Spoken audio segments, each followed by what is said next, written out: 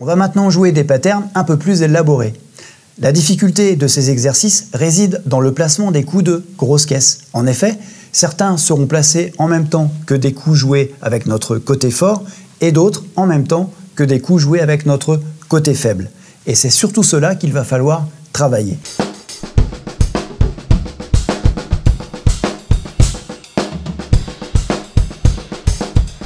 Alors personnellement, la méthode de travail que j'utilise pour assimiler ces coups est la suivante. J'utilise ce que j'appelle des gammes, c'est-à-dire que je cible certains coups de grosse caisse que je vais jouer de façon répétitive avec le même accompagnement. Premier exercice, on va jouer toutes les croches à la grosse caisse avec ce même accompagnement. On regarde d'abord où sont situés ces coups de grosse caisse par rapport à l'accompagnement. Le premier coup, donc sur le temps, est placé sur un coup à droite. Le deuxième coup, un coup à gauche, c'est le et du 1. Le troisième coup sur le et du 2 est placé à droite. Le quatrième coup est placé sur le troisième temps, encore un coup à droite. Puis sur le et du 3, un coup à gauche. Et enfin, on termine avec un coup à droite sur le et du 4. On commence très lentement en comptant à voix haute, ce qui va nous aider à placer nos coups de grosse caisse.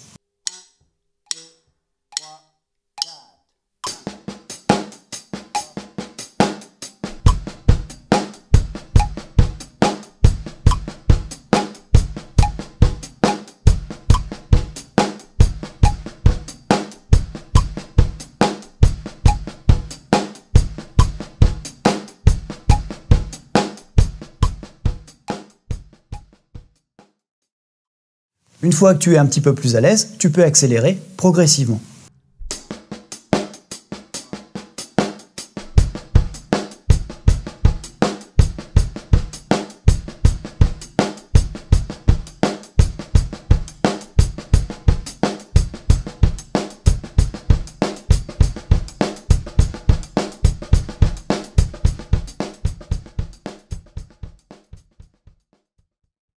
Deuxième exemple, deuxième gamme, on va jouer la formule croche pointée double à la grosse caisse. Voyons où sont placés ces coups. Le premier est placé sur un coup à droite, le deuxième pareil, un coup à droite, le troisième sur un coup à gauche, le quatrième et le cinquième sur un coup à droite et le dernier, le sixième, sur un coup à gauche. Bien sûr, si tu es gaucher, on inverse tout ça. Pareil, on commence très lentement et on compte à voix haute pour s'aider à placer ces coups de grosse caisse. C'est parti.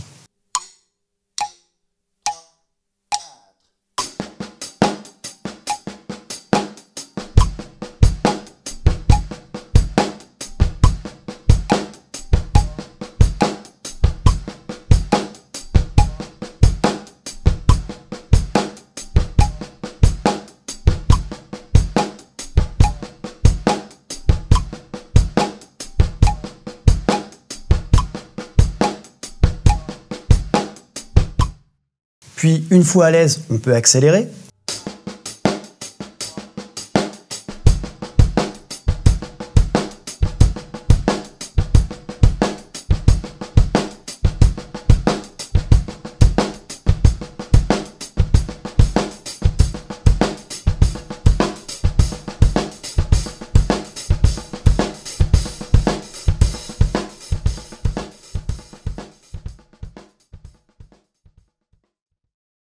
Troisième exemple, on va jouer à la grosse caisse les syncopes, c'est-à-dire les doubles croches qui sont jouées en l'air, entre le temps et le contre-temps.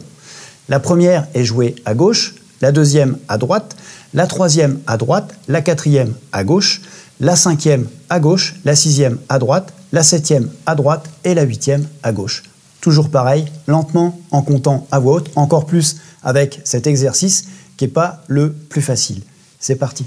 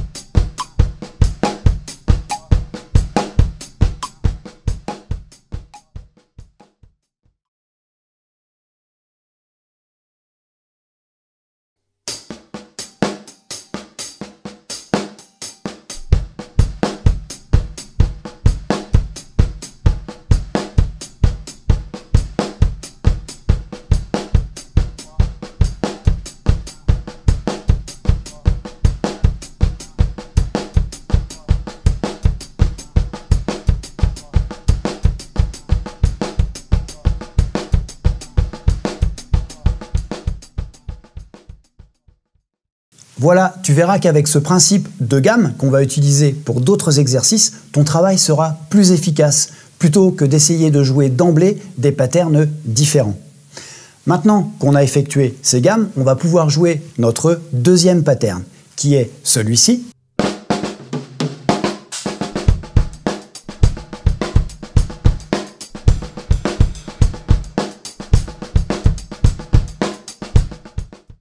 On a donc un coup de grosse caisse sur le 1, un coup de grosse caisse sur le et du 1, un coup de grosse caisse sur le 3 et sur la quatrième double croche du troisième temps, et enfin un coup de grosse caisse sur la deuxième double croche du quatrième temps.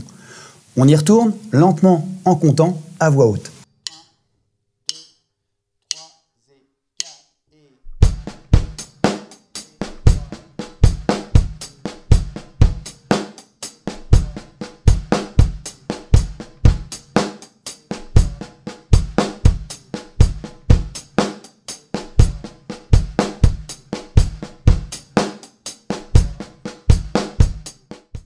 Une fois que tu es plus à l'aise, tu peux accélérer progressivement et changer de cymbale d'accompagnement.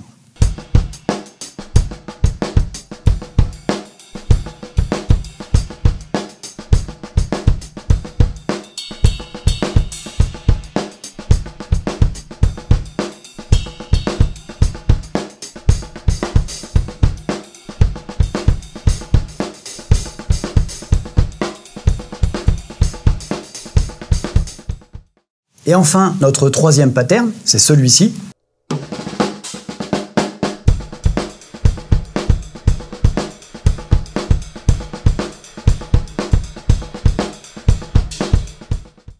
On a donc un coup de grosse caisse sur le 1, un coup de grosse caisse sur la quatrième double croche du 1, un coup de grosse caisse sur le 3, un coup de grosse caisse sur le et du 3 et un coup de grosse caisse sur la deuxième double croche du quatrième temps, lentement en comptant à voix haute.